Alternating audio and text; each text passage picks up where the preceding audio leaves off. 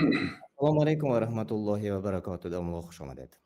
وعليكم السلام ورحمة الله وبركاته. بسم الله الرحمن الرحيم. الحمد لله رب العالمين، والصلاة والسلام على أشرف الأنبياء والمرسلين نبينا محمد وعلى آله وأصحابه وأتباعه أجمعين. اما بعد، بهترین علم عقیده هست، چون بزرگترین بحث آن عاید الله عز و جل خالق مخلوقات است. دلخواه علم درباره مخلوقات سخن میکند، خواه علم های دینی، خواه علم های دنیوی، تمام علم ها عاید مخلوقات سخن میکند. حتی قسمتی از علم عقیده مانند ایمان به فرشتگان درباره فرشته ها صحبت میکند که این فرشته ها مخلوق هستند، یا عاید علم جن، یا صحابه ها، یا پیغمبرها، اینا مخلوق هستند. اما علم توحید و علم عقیده که علم توحید جزئی علم عقیده هست، خاصتا علم توحید مخصوص درباره خالق تمام مخلوقات الله عز و جل بحث میکند. بنابراین شرفی هر علم بنابر شرف معلومات است و پیغمبران الله تعالی همه آنها به مردم الله تعالی را معرفی میکردند. در سوره انبیا آیت 25 الله سبحانه و تعالی میفرماید و ما ارسلنا من قبلك من رسول الا نوحی الیه انه لا اله الا انا فاعبدون. ما به تمام پیغمبرانی که پیش از تو پیغمبر فرستانیدیم با آنها وحی دادیم که به مردم برسانند که لا اله الا انا، غیر من دیگر معبودی بر حق نیست، غیر الله عز و جل دیگر خدای حقیقی نیست، معبودی بر حق نیست. فاعبدون، پس تنها الله تعالی را پرستش کنید. و در سوره نحل الله تعالی میگوید که ولقد بعثنا فی کل امة رسولا ان اعبدوا الله واجتنبوا الطاغوت. ما در هر یک قوم پیغمبر فرستانیدیم، به هر یک امت پیغمبر فرستانیدیم. وظیفه آنها این بود که به مردم میگفتند که ان اعبدوا الله، الله تعالی را یگانه پرستش کنید و از عبادت طاغوت اجتناب ورزید، یعنی از عبادت غیر الله تعالی دوری جویید.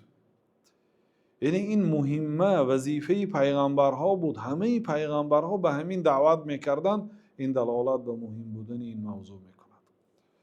و حضرت انس رضی الله عنه میگن که شنیدم پیغمبر صلی الله علیه و سلم را که میگفتند که الله تعالی چنین گفت، یعنی حدیث قدسی هست: یا ابن آدم لو لقيتني بقراب الارض خطايا ثم لقيتني لا تشرك بي شيئا لاتيتك بقرابها مغفرة.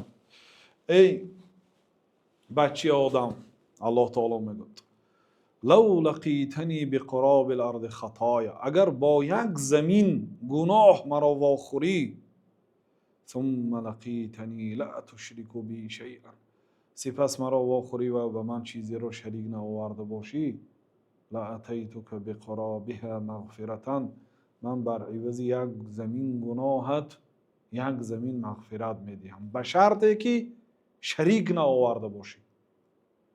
برای شریک نآوردن علم توحید آموختن لازم است، علم آموختن لازم است. این شریک آوردن فقط بت پرستی نه برادرای عزیز.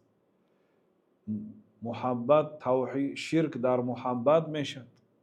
گاه انسان یک مال، پول، وظیفه یا یک مخلوقی را دوست می‌دارد که مثل الله تعالی، این شرک است. یحبونهم کحب الله. آنها الله تعالی را هم دوست می داشتن لیکن غیر الله تعالی با دیگر چیزها را هم دوست می داشتن، مثل محبت الله. این شرک است. یا خوف مانند خوفی از الله.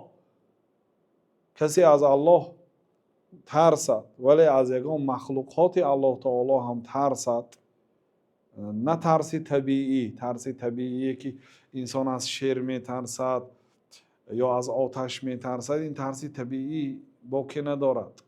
لیکن از یک مخلوق چگونه ای که ترسد که مثل الله تعالی می ترسد، این شرک است و خیلی نوعهای زیاد دارد. و گاه ها می شد که بنده عملهای صالح دارد مثل روزه، نماز، زکات، ولی از سبب اینکه در عقیده خلل دار بودنش او دوزخی می شد. بنابراین برای هر یک مسلمان حتمی هست که علم آموزد و به همگان معلوم است که اهل دوزخ در سوره تبارک الله تعالی نقل میکند که وقالوا لو كنا نسمع او نعقل ما كنا فی اصحاب السعیر. اهل دوزخ میگن که اگر ما در دنیا گوش میکردیم به اهل علم و آن چیزی که میشنیدیم آن را میفهمیدیم، ما كنا فی اصحاب السعیر، امروز ما دوزخی نمیشدیم. این جهل، نادانی سبب هلاکت است برادران عزیز. بنابراین برای هر یکی ما و شما علم آموختن، خاصتا علوم عقیده و این چنین علم حلال و حرام واجب است. طلب علم برای هر یک فرد مسلمان واجب است، حتمی هست. کسی اگر طلب علم نمیکنه گناهکار میشود. خاصتا این فرصتی که امروز الله عزوجل برای ما داده است، اگر ما اینا غنیمت ندانیم روز قیامت وای بر حال ما. امروز شرایط شنیدن سخن حق است، کسی نمی شنود، کسی وقت جدا نمی کند، کسی به دیگرها نمی رساند، او مسئول است. یا ایها الذین آمنوا قوا انفسکم و اهلیکم نارا. ای آنهایی که ایمان آوردید خود و اهل و عائله خود را از آتش دوزخ نگاه دارید. هر یکی شما مسئول هستید که خودتان و اهل و عائلتان را از آتش دوزخ نگاه دارید. چگونه نگاه می‌دارید؟ با شنیدن سخن الله و با شنیدن سخن رسول الله صلی الله علیه و سلم. ببینید در حدیث بخاری پیامبر صلی الله علیه و سلم میگن که من مات و هو یدعو من دون الله ندا دخل النار. کدام آدمی که از دنیا وفات کند و حالان که غیر الله تعالی را پرستش میکرد، از غیر الله تعالی یاری میپرسید، باید دوزخی هست. یک آدم گاه نماز میخونه، گاه روزه میداره، حج کرده است، ریشش در اسلام سفید شده است، ولی از سبب بیسوادیش در او شرک دیده میشد. بنابراین عملها را حبطه میکنند. و قدمنا الی ما عملوا من عمل فجعلناه هباء منثورا. الله تعالی میگوید که ما عملهای کافران را مانندی خاکی که بادی که در روز شمال در هوا پف کرده شده سمیگونه کردیم، بیهوده کردیم. عمل کردند، عمل داشتند، عملی بودگی را. بنابراین بسیار حدیث ها هست که دلالت میکنند که گاه ها بعضی گناه ها عمل را حبطه میکنند، بیکار میکنند. یا ایها الذین آمنوا لا تبطلوا صدقاتکم بالمن والعدى. الله تعالی در سوره بقره که آنهایی که ایمان آوردید صدقه های خود را با منت و اذیت باطل نکنید. یعنی آدم مال خود، پول خود از جان و جگر برآورده خیر میکند، ثواب عظیم میگیرد. الله تعالی میگه که همین عملی که کردی بیهوده نکن. یا اینکه پیامبر صلی الله علیه و سلم میگه من ترک صلاه العصر فقط حبط عمله. کسی نماز عصر را ترک کند عملش بیهوده میشه.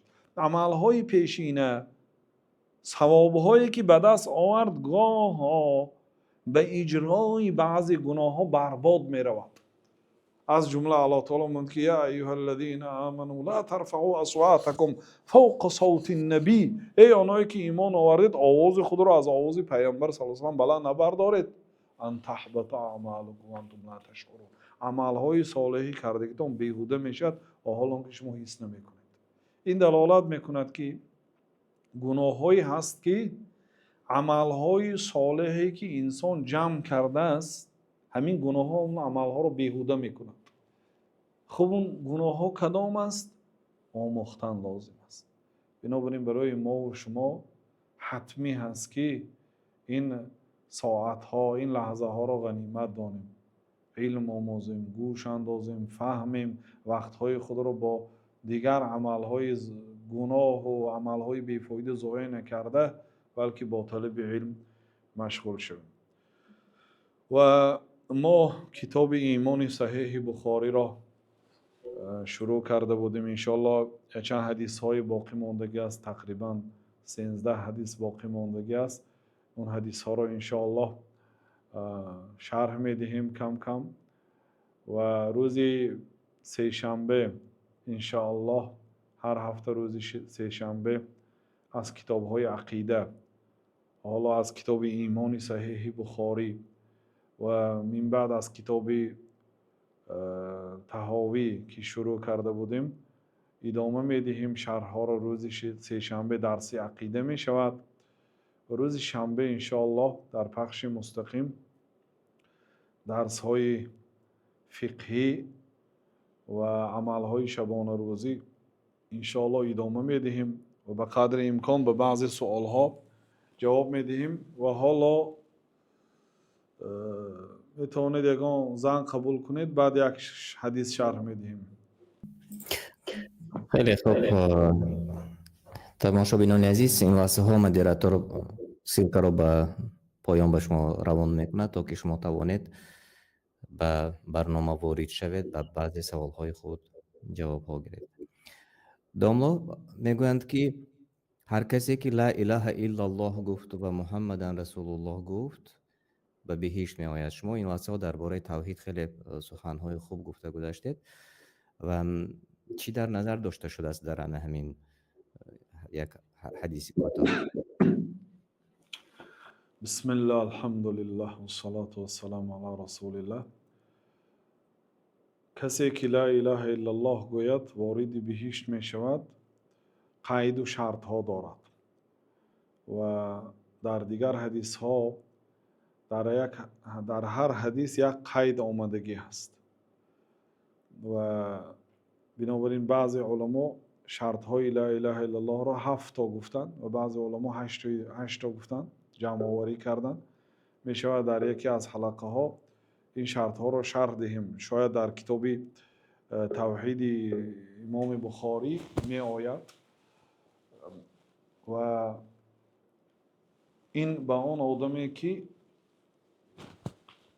در یک حدیث دیگر به قید من کان آخر کلامه من الدنیا آمده است. کسی که آخرین کلامش از دنیا لا اله الا الله باشد واردی بهشت میشد، یعنی محمد رسول الله شم است.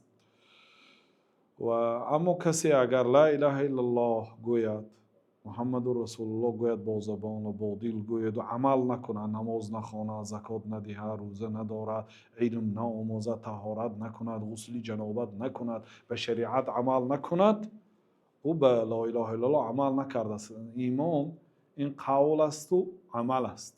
یعنی فقط لا اله الا الله با زبان گفتن انسان به جنت نمی‌برد. چخیلی که حدیث هایی که امام بخاری در کتاب ایمان آوردن زیاده از 50 حدیث آوردن رد به مرجئه هست. مرجئه این یک فرقه گمراه، فرقه باطلی که در ابتدای اسلام ظهور کرد. اینا میگفتن که لا اله الا الله محمد رسول الله گفته گرد کفایه هست، نه نماز خوان، نه روزه دار، نه از گناه ها پرهیز کن. ببینید بعضی حدیث ها رو مثال آوردیم که کسی نماز عصر را اگر ترک کند عملهاش بیهوده میشد. بعضی بسیار حدیث هایی که امام بخاری آوردن، یا بعضی حدیث ها رد به خوارج، بعضیش رد به مرجئه، برای آنکه اساسا در ایمان این دو طایفه خلاف کلان دارند.